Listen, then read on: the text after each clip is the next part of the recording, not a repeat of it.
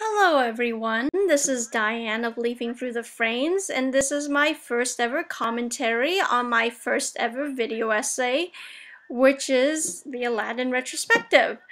So before I get started, yes, I know it's been a while since my last episode, and I do have a video coming up. It's been in the works for a while now. It's just that I'm going through some changes in my life at the moment, but my time has freed up now, so I'm planning to pretty much hit the ground running with this channel this summer. I'm hoping to at least get 2 episodes out over the next 2 months, so cross your fingers on that. And again, thank you so much for your patience. I really do appreciate it. Second of all, I really want to thank Kyle of The Book Was Better for promoting this video on his Black Cauldron episode.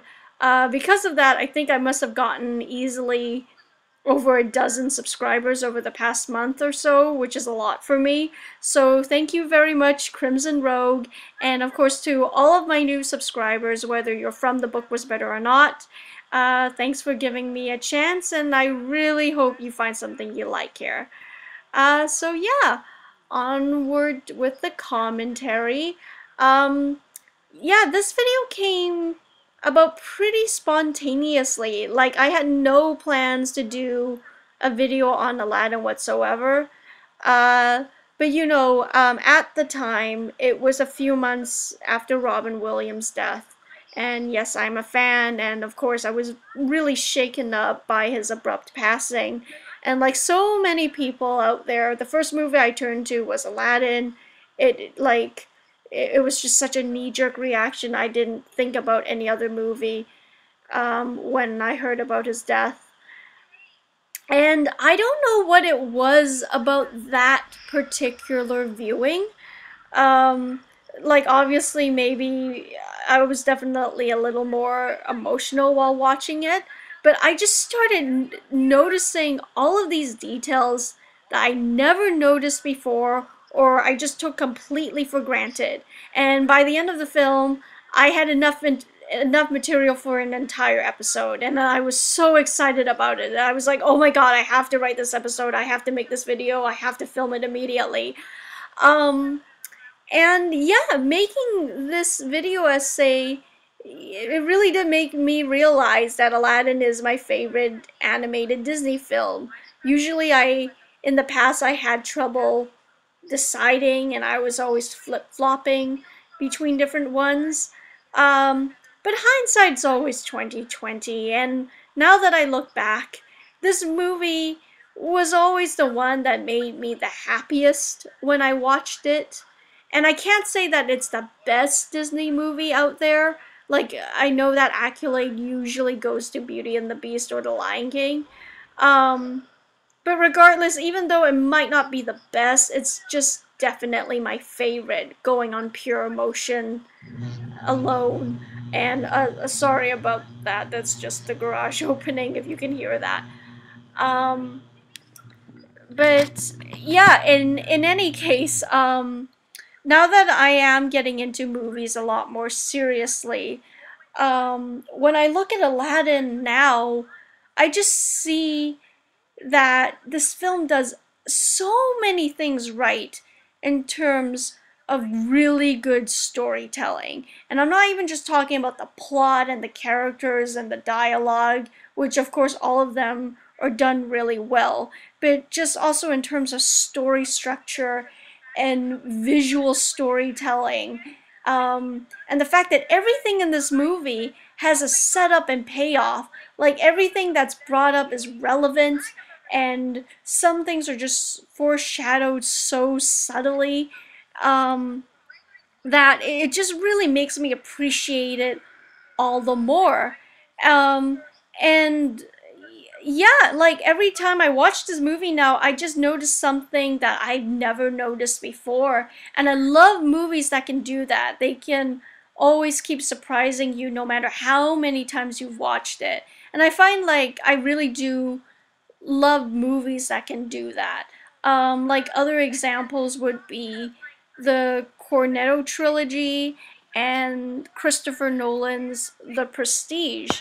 How in all of those movies, they constantly tell you what's going to happen. They're constantly foreshadowing the plot for you and dropping all of these hints in pretty much every single scene, but you as the audience will never notice it until the very end. And then of course you have to go back and watch it like 5 more times in order to notice all the details.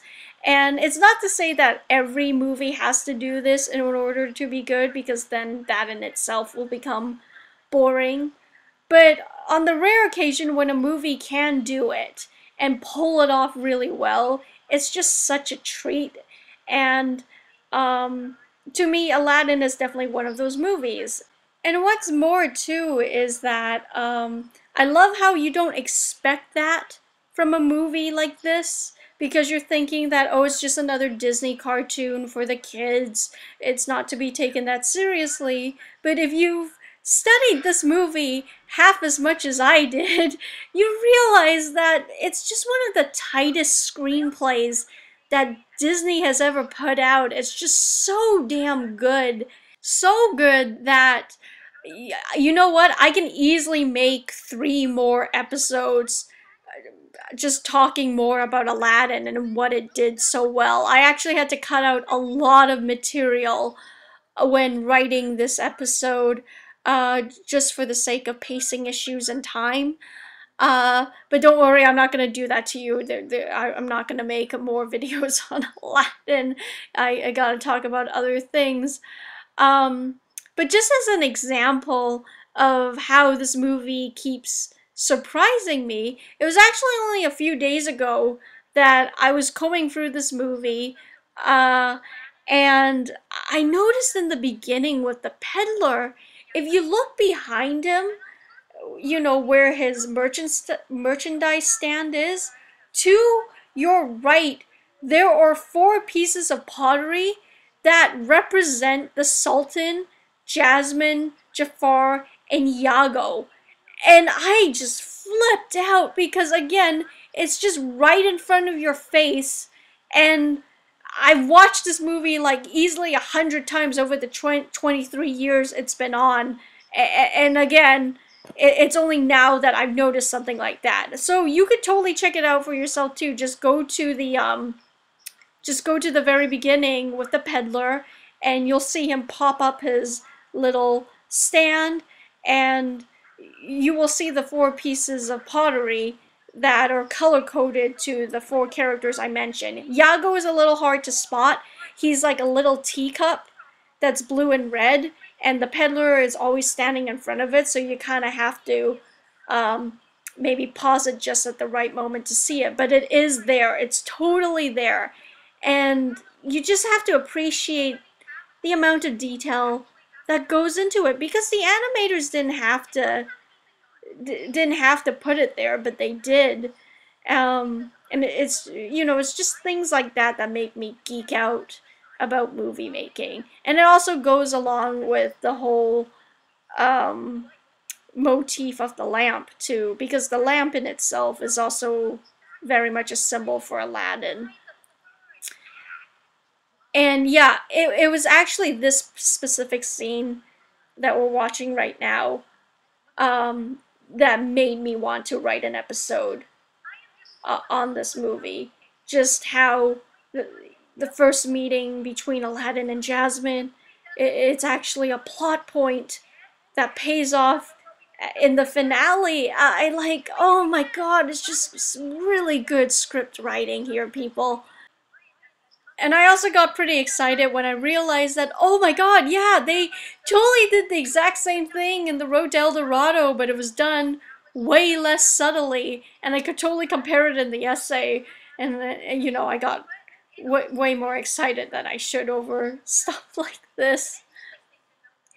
And as a whole, for my first video essay, I'm really happy the way it turned out. Like, of course, I could see all of my mistakes, and I'm pretty sure you guys can too. You can totally tell that I had to refilm a few scenes, just by the, you know, the difference in lighting and how my hair looks. And I also had a hell of a time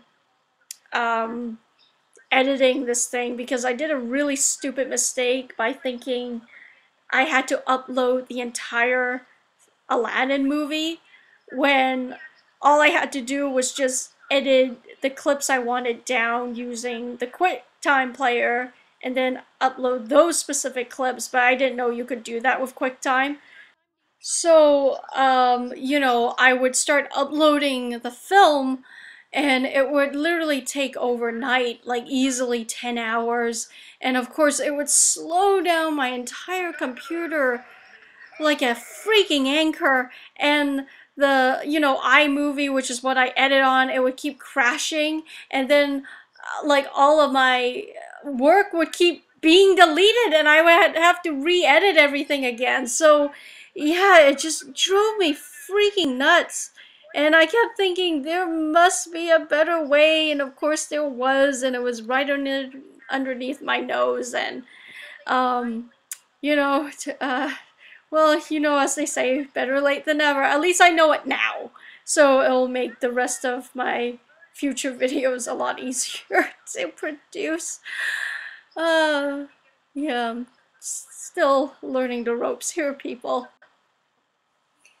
And you can also tell, too, for anyone who follows internet critics, like, you know, the people on Channel Awesome and whatnot, you could tell I take a lot of influence from Lindsay Ellis, formerly known as the Nostalgia Chick. And, you know, the episode I did after this, which was Sisterhood of the Traveling Pants, it was definitely um, more like Doug Walker style, where, you know, you pretend to watch the entire movie and you react to it.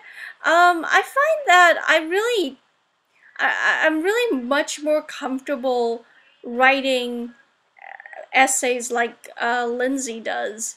It just comes a lot more natural to me. Doug Walker's format, you know, I had a lot of fun doing it, but I do not consider myself a natural comedian. So that episode in itself, the Sisterhood one, was a challenge alone. And also a lot of work. Like, writing in his style is, I think, way more difficult than just writing in-depth analytical essay, at least for me. And what I come to find out is that writing essays can be actually a lot of fun when you know, when you don't have to worry about, you know, teachers breathing down your neck about grammar and structure and being too informal and not showing any personality. uh, it's actually a lot more fun once you're liberated from all that and you get to write whatever you want. Not to say that you shouldn't listen to your teachers about that stuff, because that stuff is important. It teaches you how to, you know, form a coherent opinion in writing. But, you know, all that other stuff about, you know, not being able to be humorous or show personality, that can go out the window. But the rest of it can stay, because that is important. And oh my god, we're already near the end of the video, and I wanted to bring up so much more stuff about this movie, like about the making of it and how they had a really different idea of what the story was going to be. Like, apparently Aladdin was supposed to be a little boy, and his mother was still around, and instead of Abu, he had, you know, actual human friends that would help him along the story. Um, but then Jeffrey Katzenberg apparently came in one day, the day that's infamously known as Black Friday, and basically told the entire team that he hated what they came up with and they had to change everything. And apparently they turned all of that stuff around in 8 days. And I can't imagine, you know, the panic those people went through. But for what it's worth, they came up with, you know, just this beautiful film, which I honestly think is just such a perfect movie. I wouldn't change anything about it. So in a way, I also have to thank Jeffrey Katzenberg for that. But okay, yeah, so that concludes my very first commentary. Again, I thank you guys for your patience on waiting for the next episode. Hopefully this one will tie you guys over enough. And until the next episode, yeah, have a good one, and I'll see you guys in the next frame. Bye!